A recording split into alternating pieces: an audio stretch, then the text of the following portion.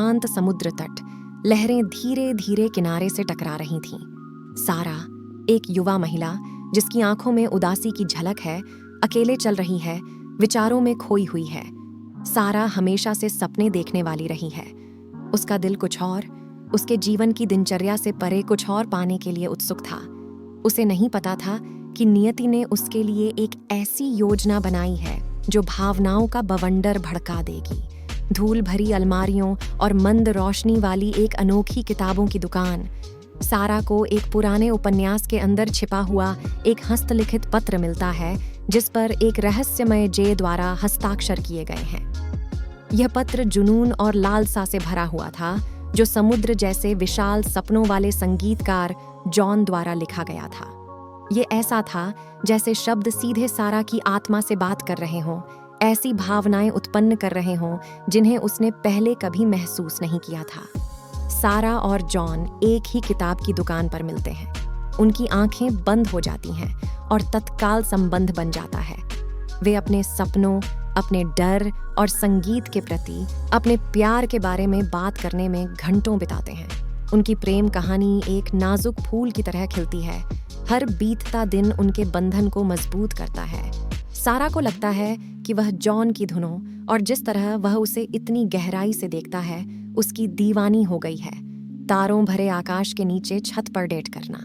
सारा और जॉन की हंसी हवा में गूंज उठती है क्योंकि वे अपने दिल की लय पर नृत्य करते हैं।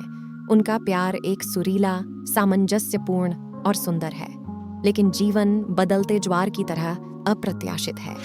जॉन को जीवन में एक बार एक प्रसिद्ध बैंड के साथ दौरे के अवसर के बारे में फोन आता है। सारा की मुस्कान उस दुहक को छुपाती है जो वह महसूस करती है, यह जानते हुए कि जॉन को छोड़ना पड़ सकता है। हवाई अड्डे पर खड़ी सारा का रुआंसा चेहरा जॉन को विदाई दे रहा है। लंबी दूरी के रिश्ते का वादा ही एकमात्र ऐसी चीज है जिसे उन्हें निभाना है। दिन सप्ताहों में और सप्ताह महीनों में बदल जाते हैं। सारा और जॉन अनगिनत पत्रों और फोन कॉलों का आदान प्रदान करते हैं, लेकिन उनके बीच की दूरी हर गुजरते दिन के साथ और अधिक दर्दनाक होती जाती है। सारा, जिस कैफे में वे जाया करती थीं, वहां अकेली बैठी अपने सामने एक खाली कुर्सी को घूर रही थी। कभी हंसी से भरा रहने वाला कैफे अब खामोशी से गूंजता है। जब सारा जॉन को पत्र लिखती है और अपने दिल की बात कागज पर लिखती है, तो सारा को अकेलापन घेर लेता है। प्रत्येक पत्र में उसका प्यार, उसकी लालसा और पुनर्मिलन की उसकी आशाएं निहित हैं। जॉन मंच पर अपना गिटार बजा रहा है और सारा के पत्रों से प्रेरित एक गीत गा रहा है। उनकी आवाज के भाव से श्रोता मंत्र मुग्ध हो जाते हैं। जैसे ही जॉन प्रदर्शन करता है, उसे सारा के प्रति अपने प्यार की गहराई का एहसास होता है। उनके गाने, उनके बीच के प्रेम का वही समुद्र तट जहां वे पहली बार मिले थे, अपना गिटार लिए हुए।